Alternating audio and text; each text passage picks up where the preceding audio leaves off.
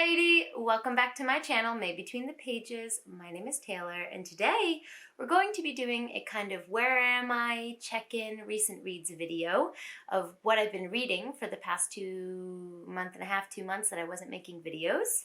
And we have a little friend that's going to help us today, which is Pretzel, our new family member.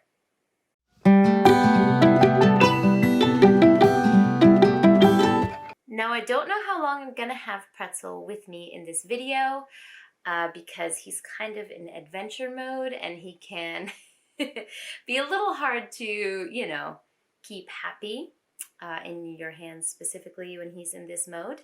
But Pretzel is a ball python and he is the newest member of our family. He is adorable. Less than a year old. I think he's about 8 months old now.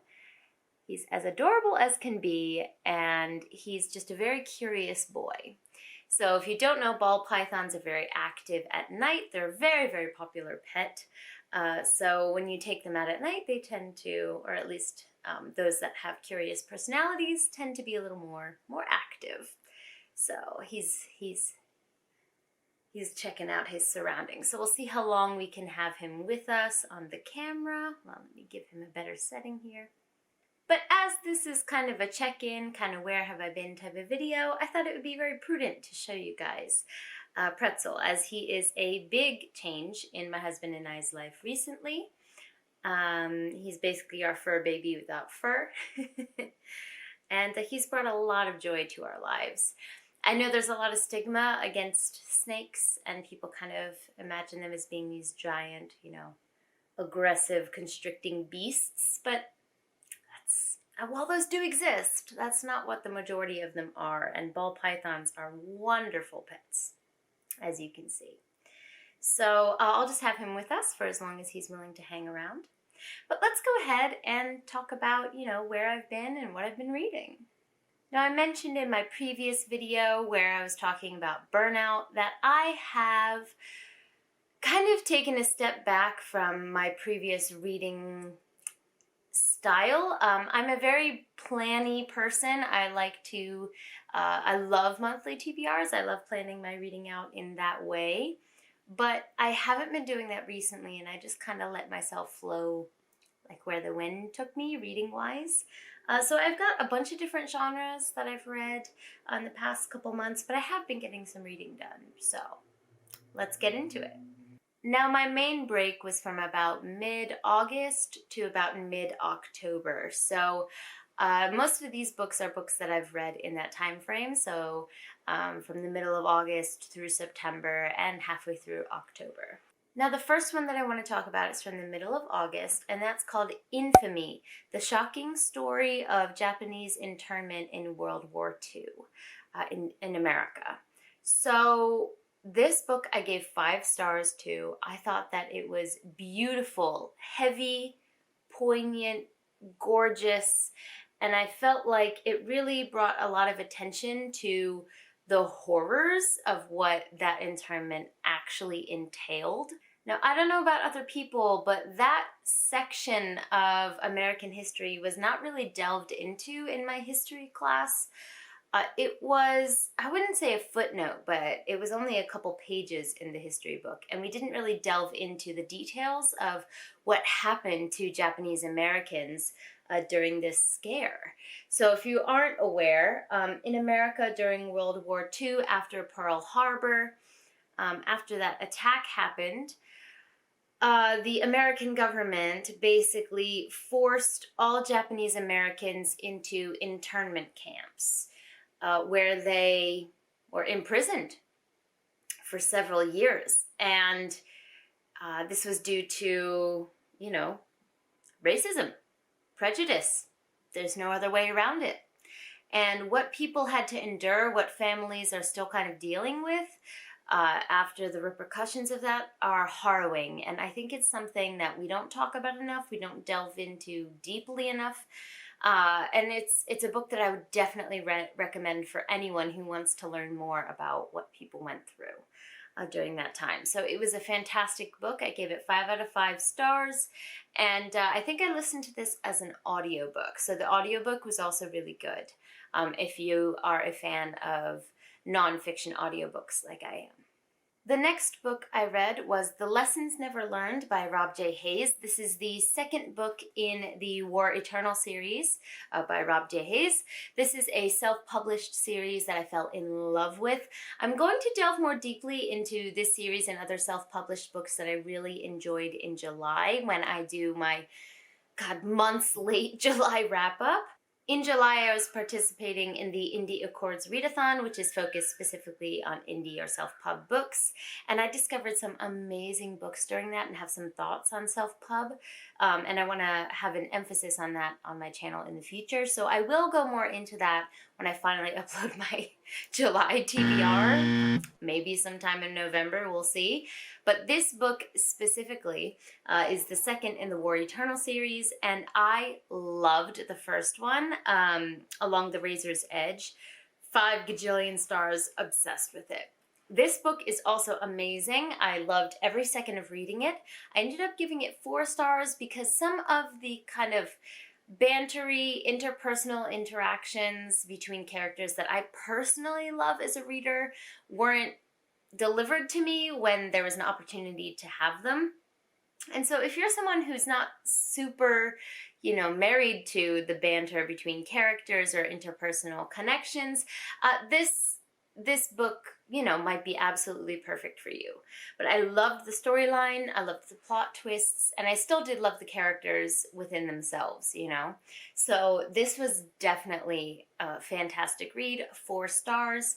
I can't really go into it because it's a sequel, but essentially this book follows our main character, Eska, who is a magician in a high-cost magic system world. Like, magic can very easily kill you. And she was raised to be the weapon for an empire. But as she's kind of entering into adulthood, the war between her empire and another escalates, and as she's sent to the front, she's captured and sent into the pit, which is for the worst of criminals in the opposing empire. So we, in the first book, start to follow her as she navigates and is in the pit. And it's amazing.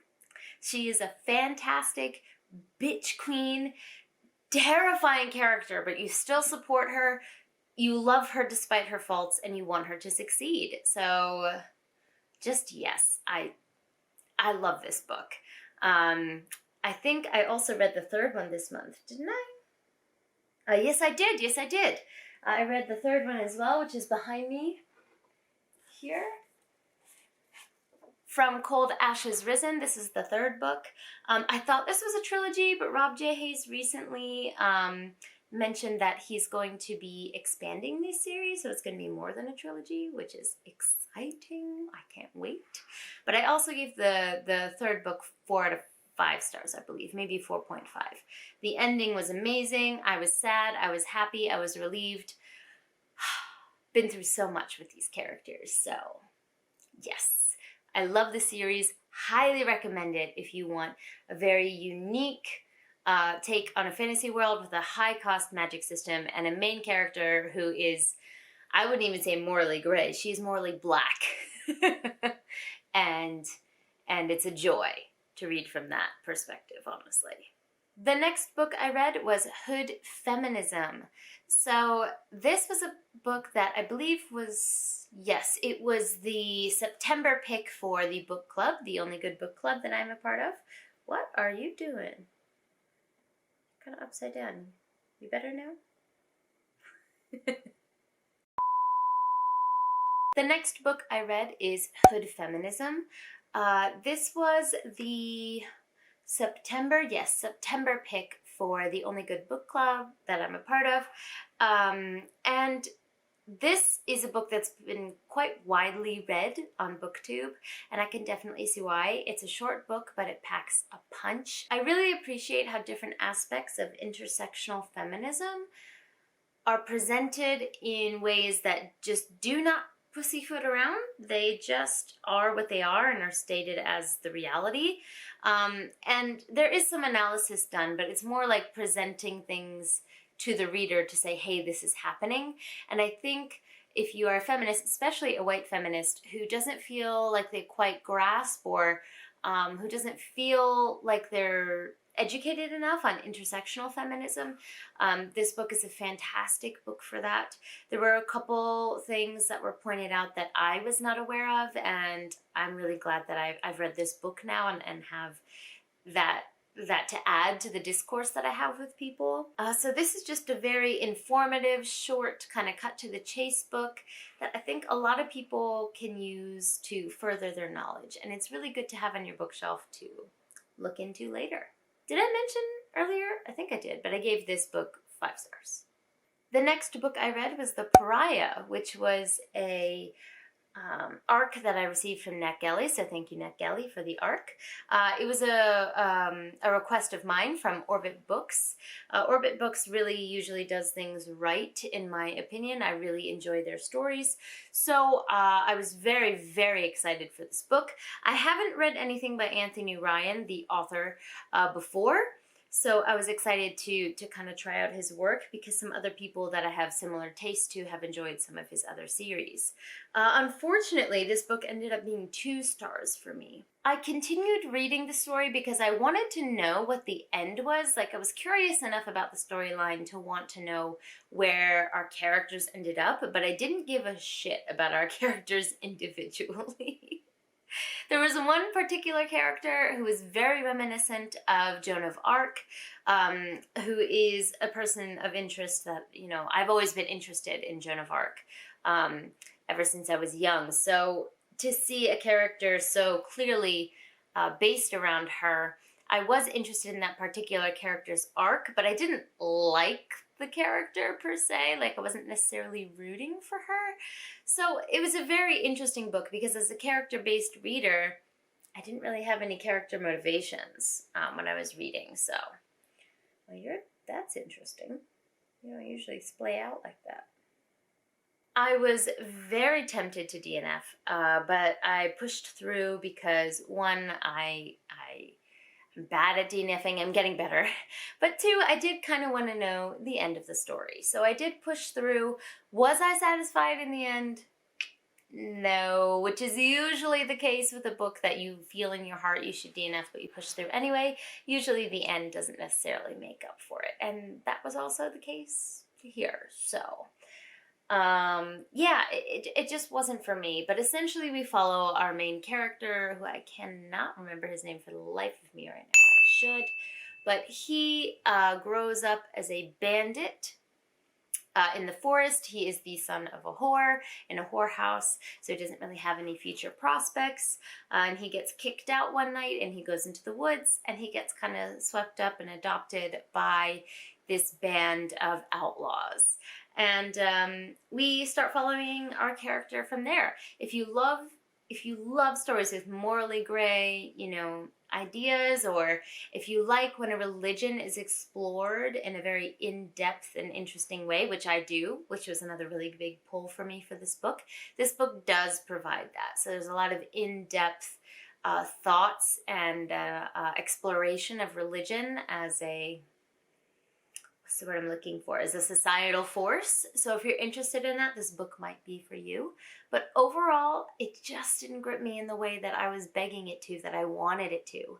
And it ended up being 2 stars. Next, I picked up A Dead Djinn in Cairo, kind of on a whim, from P. Djeli Clark. And I love this book, this world.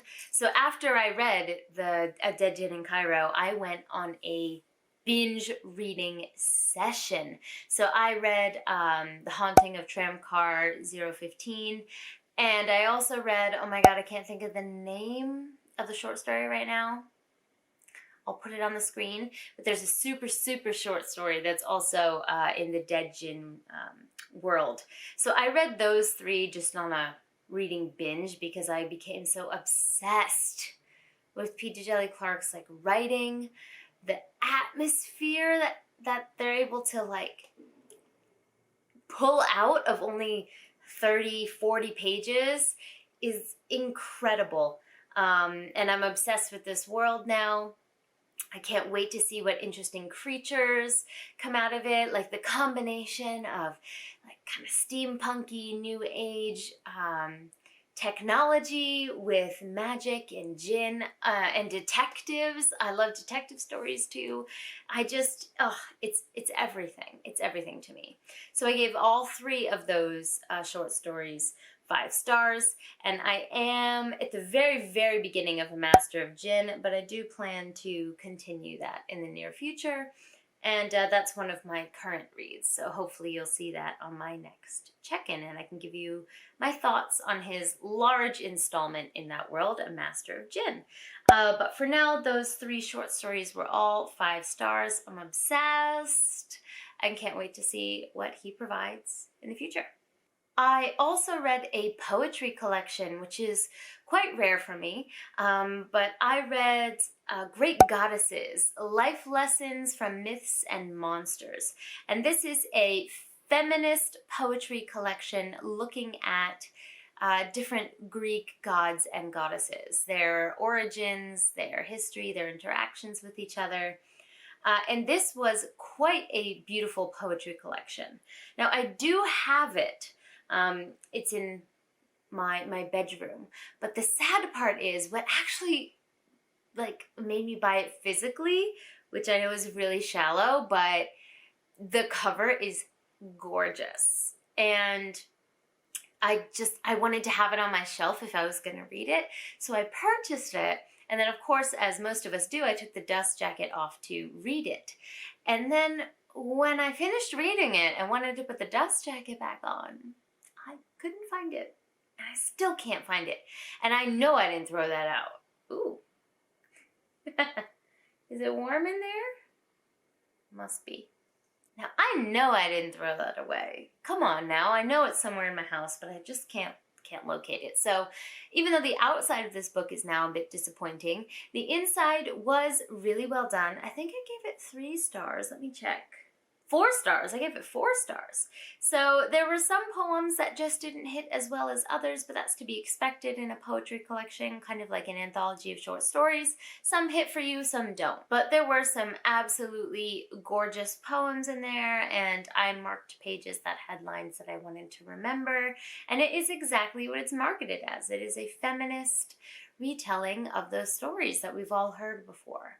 But some of them had really interesting perspectives when looked at through this particular feminist lens. So yeah, I would definitely recommend this poetry collection. I enjoyed it, and there are lines that I'll probably be going back and referring to in the future. I've been forgetting to mention when I read these things, so the Lessons Never Learned was also in August, but then all the other books that I've mentioned have all been read in September. So now I would like to go into the couple books that I've read in October. Oh, we're back out of the sleeve. Guys, snakes are not scary. Like, I have a fear of spiders, so I understand people who have like pet tarantulas and stuff, and they're like, they're not scary. Like, I understand being like, no. But truly, especially ball pythons, they're just so calm. Like, I feel like we all hold like that giant python when we're in elementary school, when we go to the mall or some like reptile show, and that's our image of what snakes are forever, but it's not. Like, they're so cute. Anyway, let me get back to what I was talking about. So I want to go over the couple books that I've read so far in October and what I'm currently reading, just to kind of give you guys an update. So I read the magazine's O Reader, which I showed in my previous video. I have them right over here. Let me get them real quick. These 2 magazines, O Reader, I mentioned in my previous video. These are magazines that are unfortunately only available in the US and in Canada, but they're books. they're magazines about book lovers. So they're about readers, not necessarily the books themselves. So I read issue 1 and issue 3 in October, and they were amazing for me, really good for coming out of my reading slump and for inspiring me to see how other people enjoy this hobby of reading in ways that aren't necessarily booktube. And they've given me some ideas for filming. It's just kind of been a perspective that I've been missing for a while, and I really, really value these. So hopefully my wonderful mother will continue to send these to me. I think they're up to maybe the 5th issue at this point, so I'm behind for sure, but I'm sure I could catch up if I can get my hands on them. I'll link my previous video, thoughts on burnout, if you want to hear a bit more of in-depth thoughts as to how these have helped me kind of come out of the slump and out of the burnout that I was in, so I'll go ahead and link that up above and down below. But also in October, I read The Grace of Kings by Ken Liu. Now this book was so good. Oh my god, it took me quite a while to read it. I took my time with it. I read this as an audiobook, but this is a kind of epic, large-scale political fantasy that is very, very closely mirroring and related to Chinese history. And it is beautifully done. The throwback of like character interactions that come full circle in the end, the political machinations throughout the story, the development of technology, those who utilize it, those who don't, the backstabbiness, the non-backstabbiness of some characters. Oh god, it was so beautifully done, and the subtlety in it is just... Now, if you don't like slow burn, like large scale, over many years political fantasy, this book is not for you. Because that's exactly what this book is. But goddamn was it for me. Like, I loved it. So the second book, what is it? The Wall of Storms, I believe. I'm gonna be jumping into that one hopefully soon. I have a couple other NetGalley arcs that I really need to get to because the deadlines are coming soon. So I need to prioritize those. But if I can, I really want to get to the Wall of Storms like right away. So yeah. Really excited to continue the series. Love it, love it, love it. I was able to get my hands on this special edition from the Broken Binding, and I just... As usual, which is the plight of my channel, it had to be sent to my American house. What's new? Nothing's new. So I can't actually touch it or see it. But in theory, that beautiful set is in my collection. So that makes my heart happy. And the final book I read in October is Bye. This was another NetGalley arc, so thank you again, NetGalley, for this. This book ended up being a 2.5 stars for me. So I think I said it best in my Goodreads review, which I'll be sure to link below, but just as a summary, this text didn't know whether it wanted to be a book or it wanted to be like a research paper. And I'm fine with either format, but it was definitely marketed as a book, and it just, the reading style was so incongruent. Like, it would be very colloquial at parts and then read like an actual scientific study at other parts. The organization was also completely off. The transitions were jarring. I also found it to be very rambly, where the same points were made over and over again, to the point where at the end I actually said out loud, I know you've already told me this. So was it a good reading experience? Absolutely not. Was the content good and important? Yeah, if you can parse it. So this is a book that talks about the current research that kind of is being done, and the scientific outlook on the bisexual umbrella term and the communities that fall underneath that. And I do think that the research is very well cited, and if I wanted to delve more into specific types of research, I would definitely refer to this book as a source for that, because I do think that it was very well cited. There were also some really main points that I liked as someone who's part of the community myself. I really liked the emphasis on listening to people who are having the lived experience of this, and how research kind of needs to change with the times to reflect those lived experiences in order to create studies that present data that actually reflects those who live under the bisexual, label, because it's a spectrum. And so far, a lot of data looks at it in a more binary sense. Whereas most people who are having this lived experience view it as a spectrum. So I really liked that outlook. But my favorite takeaway from this book was that it's very important to separate romantic and sexual attraction between those on the bisexual spectrum. So you can be more attracted to someone of a particular sex or gender in a romantic way, and less attracted to that same sex or gender in a sexual way.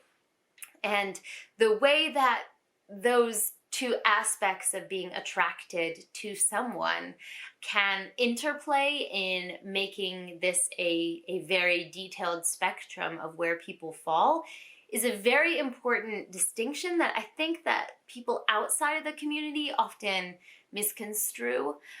So I think that that was a really good point. However, that point was not made well in this book. And I wanted to DNF it multiple times, even though I wanted to know the information that it contained. I didn't want to read it. So that's why this book comes out to 2.5 stars. Not because I don't think that it was well researched or that the data isn't worth knowing. It just was not presented in a reader-friendly way whatsoever. Maybe the audiobook is good. I don't know. But I read it physically, and I was happy when it was finished. So I do think I learned some new things from it, but would I recommend it? Not necessarily. And finally, that brings us to where I am right now. I am currently reading My Heart is a Chainsaw by, oh my god, why can't I think of his name right now? Jones. What's his full name? Graham Jones? I'm so close. I'm missing something. You guys know who I'm talking about. I'll put it on the screen. He also wrote The Only Good Indians.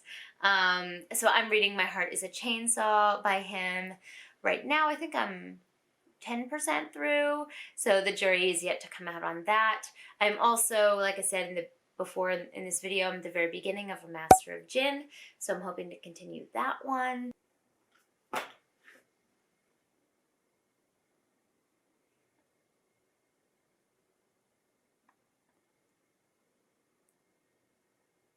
He's back in my sleeve. He must like the texture of this sweater. I am also in the very beginning of Far From the Light of Heaven, I think is the name. Let me double check that. Far From the Light of Heaven.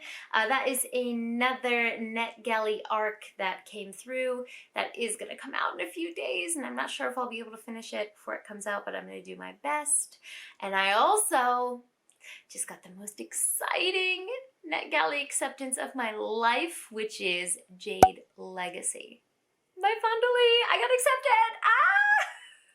So I just downloaded that to my Kindle, and I just said I was going to do my best to read Far From the Light of Heaven, but now that I have Jade City by Fondly on there, I don't know if I'll be able to resist. But anyway, we'll see how that goes. But I also have that. I'm so excited on my Kindle. So, I'm in the middle of a lot of stuff right now. We'll see what I end up pursuing. Starting in November, I do plan to get back to monthly TBRs and things like that. I am a planner at heart. I really enjoy, actually that type of planning. So I love making those videos, and I like kind of knowing what my goal is for the month. So I do plan to get back to that structure starting in November. So hopefully you'll be seeing a TBR from me then. I don't think I'll be following any readathons or anything like that for the rest of the year. Well, I don't want to speak too soon, but I'm enjoying this kind of go where the wind takes me. So maybe I'll, I don't know. We'll see. So I do plan to have a TBR though, that's for sure. I also, like I said, plan to have my July.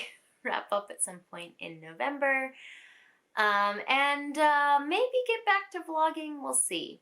I'm not 100% sure what the content is going to look like in the next couple weeks coming out on this channel.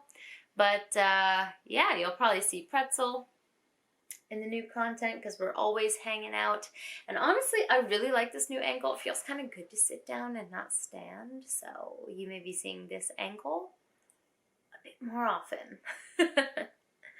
But yeah, let me know in the comments down below if you have read any of these recently, if you're interested in them, if you have different thoughts for me. Love to chat in the comments down below. Also, don't forget to like, subscribe, and click that bell. I'd love to have you as part of this community, and it really helps me with the algorithm, and I appreciate it.